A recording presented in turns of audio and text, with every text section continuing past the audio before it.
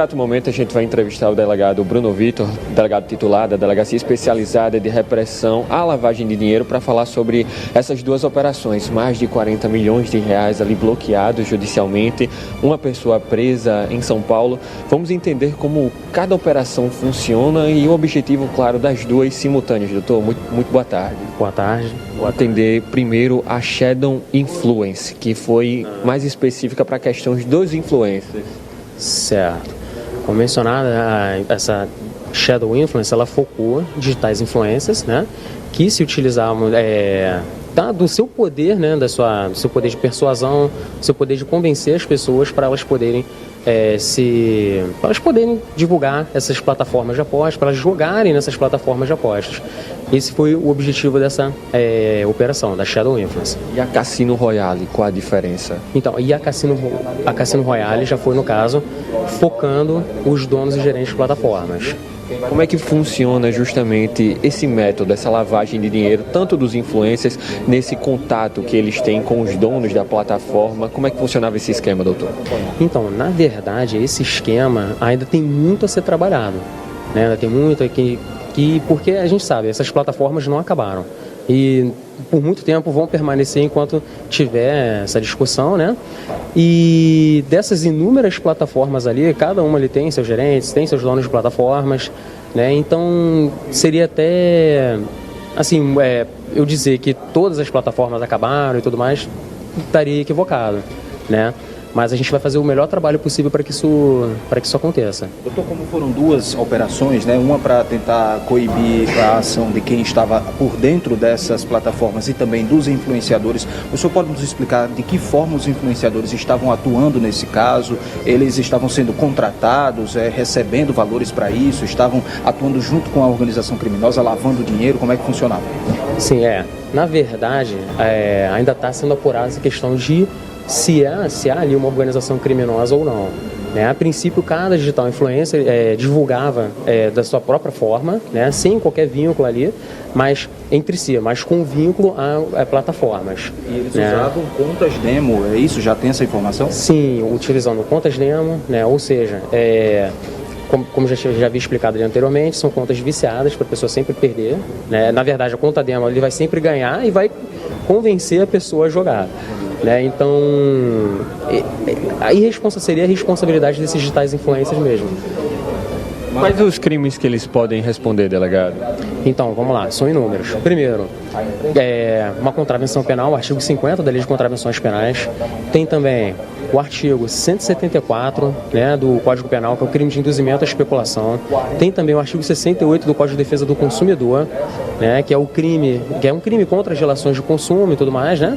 E também, né, como entrou ali na lavagem de dinheiro, né, a gente também tem ali os crimes previstos na Lei da Lavagem de Dinheiro, a Lei 9.613 de 1998, e também o crime contra a economia popular, que é especificamente o crime do artigo 2º, inciso 9 da Lei de Crimes contra a Economia Popular. Doutor Bruno, quem é a pessoa que foi presa em São Paulo na operação? Então, a gente ainda está buscando essa informação, a gente ainda está entrando em contato com a Polícia Civil de São Paulo, a gente só teve essa informação, né, de que foi feita a condução de uma pessoa, né, e depois a gente vai conseguir passar com mais detalhes. Eu estou precisando, no caso, alinhar isso tudo com a Polícia Civil de São Paulo. Os jogos online são uma febre, a gente está vendo cada vez mais pessoas postando, sendo influenciadas por essas questões. Como é que fica a investigação agora a cargo da Polícia Civil dessas situações de divulgação de jogos de azar, de cassinos online? Como é que vai ser o andamento a seguir? Então, fatalmente, ainda, como havia mencionado, ainda existem várias plataformas de apostas. O trabalho, sempre, quando formos demandados para isso, sempre vai existir esse trabalho. O máximo que a Polícia Civil do Estado do Rio Grande do Norte puder fazer, ela vai fazer, né? Graças a Deus, temos uma gestão extremamente competente, né, da gestão da parte geral, né, a nossa delegada geral, o nosso delegado geral adjunto, os da direção dos nossos departamentos, são pessoas extremamente competentes, são pessoas extremamente devotadas ao trabalho, e nós temos toda a estrutura possível. Pode ter sido muita pretensão minha, mas eu digo que hoje em dia a Polícia Civil do Estado do Rio Grande do Norte está sendo referência em âmbito nacional. Então pode ter certeza que qualquer coisa que chegue para a gente, no que tange a lavagem de dinheiro ou no que tange a qualquer outro crime que seja Por exemplo, em relação a essas questões de jogos de azar e outras coisas, vão ser devidamente analisadas e reprimidas. A gente não vai dormir, a gente nunca vai parar e ficar observando pessoas sendo prejudicadas sem fazer nada. Muito obrigado, doutor Bruno Victor, delegado titular da Delegacia Especializada de Repressão à Lavagem de Dinheiro. A gente vai tentar conversar também com o pessoal do Ministério Público. O doutor Augusto Lima está por aqui, vai conversar para a gente. O Ministério Público que deu apoio a toda essa operação deflagrada no Rio Grande do Norte, Pernambuco, Maranhão, São Paulo. O GAECO esteve à frente. Doutor Augusto Lima está chegando para conversar aqui com a gente vai ter essa palavrinha dele. Por aqui, doutor, vai chegando para a gente entender como é que o Ministério Público está atuando com a Polícia Civil nessas situações. Doutor, muito bem-vindo ao Balanço Geral, nós estamos ao vivo, tudo bom com o senhor? A gente falar um pouquinho da atuação do Ministério Público junto com a Polícia Civil sobre essas questões de divulgações de jogos de azar, mas também dessa lavagem de dinheiro da organização criminosa que ainda está sendo investigada realmente se trata de uma quadrilha ou não. Como é que o Ministério Público atuou nessa questão? Perfeito. Boa tarde a você, boa tarde a todos os telespectadores. O Ministério Público, ele já há algum tempo, ele tem investido também nessa questão de investigação patrimonial, né? Ou seja, se tentar alcançar também os capitais, os bens, os direitos, os valores desses grupos criminosos. E este aqui é mais um exemplo, investigação da Polícia Civil, investigação aqui, Delegacia de Lavagem, em que o Ministério Público deu apoio na fase judicial, né? E um certo apoio hoje no cumprimento também dos mandados. É mais um exemplo de que a gente quer realmente atacar o crime pelo lado patrimonial. Em relação ao caso em si, é importante deixar duas mensagens para a população. Primeiro, este pessoal que faz divulgação de cassinos, jogo do tigrinho, jogos de azar em geral, esse pessoal está enganando as pessoas. Eles não fazem a divulgação do software verdadeiro, do app verdadeiro, da situação verdadeira. Eles chegam para vocês com ganhos espetaculares, com ganhos milionários. Jogue R$2 e ganhe R$1.000. Eles estão usando uma versão beta para enganar vocês. Então esse é o primeiro ponto. O segundo ponto que tem que ser colocado, reafirmado, reassentado, o óbvio às vezes precisa ser dito, que isto é ilegal, pessoal, né? Às vezes a gente acha, como tem muita bet aí em camisa de time de futebol, em campeonato, o que existe de legalizado no Brasil hoje em relação a algumas bets é a aposta de cota fixa.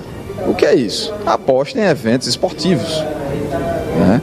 Nada relacionado a roleta, a tigrinho, a cassino é legalizado. Então toda pessoa que está divulgando ou apoiando isso está cometendo no mínimo uma infração penal. E isso pode levar também a um crime de lavagem de dinheiro. Então é importante a população saber disso, porque às vezes no dia a dia a gente, poxa, isso é legal, isso não é. Tudo de jogo de azar é ilegal. Esporte, ok, algumas bets legalizadas. Jogo de azar não pode. Eu acho que o doutor Augusto aqui, Papinha, ele foi extremamente didático agora para a compreensão de todo mundo, conhecimento de todo mundo sobre essa questão das bets, que é o que muita gente fala nos comentários aqui do YouTube do nosso chat também, essa questão das bets. Tem muito time de futebol, tem empresas que são patrocinadas pelas bets. O que é que tem a ver? O senhor explicou agora que as cotas fixas ali, se um time vai ganhar, se um time vai perder, algumas são legalizadas.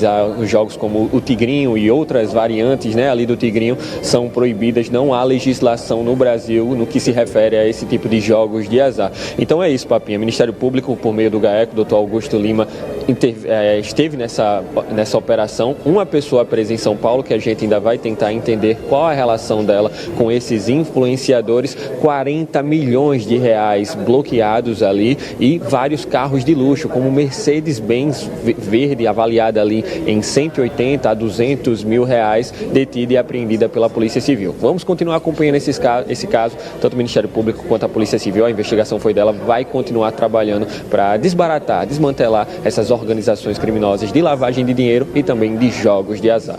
Volto com você, meu amigo. Beleza, Lucas. Agora eu acho que está errado o valor dessa Mercedes aí, de 180 mil conto. E essa Mercedes aí é acima de 500 mil conto, fácil. A Mercedes aí não é todo mundo que tem um carro desse, não. 180 mil é um carro, é um Compass. 180 mil é o Renegade completão de diesel, e essa Mercedes aí é perto de R$1 milhão, com certeza. É um carro de luxo extremamente, né? Então, mas foi apreendido. E que eu só queria entender, faz só uma pergunta aí para o promotor, faz uma pergunta para ele. Por que essas plataformas não são extintas de uma vez por todas. Como ele falou, mas tem uma de esporte que são legalizadas. Por que legaliza um e outras não? Por que não acaba de vez, hein? Por que não acaba de vez? Uma dúvida pertinente de Papinha, doutor Augusto Lima, é quanto ao funcionamento desses cassinos, dessas plataformas online, porque elas não são extintas, já que elas são elas, no caso, não há legislação para elas no Brasil. Como é que funciona? Elas são realmente ilegais? O funcionamento delas é ilegal aqui no Brasil? Como é que a gente poderia intervir nessa situação, no caso, a legislação brasileira, Ministério Público, Polícia Civil? Perfeito, são ilegais, não podem funcionar. O que acontece é que elas acabam adotando algumas estratégias de fuga, né? Abre um domínio aqui, abre um link aqui, e aí esse link é desativado, aí abre outro. É mais ou menos, fazer uma analogia bem rasa, né? Uma comparação bem rasa, bem estreita, é mais ou menos como o traficante que abre uma boca, ela é fechada num dia, depois ele abre outro, depois abre outro. Então, é proibido, as instituições estão em cima, mas nem sempre a gente pode chegar a 100% dos casos. Estamos aumentando a investigação, a Polícia Civil hoje aqui deu um exemplo disso, o Ministério Público está atento também, e a ideia é chegar, sim, à grande maioria dos casos.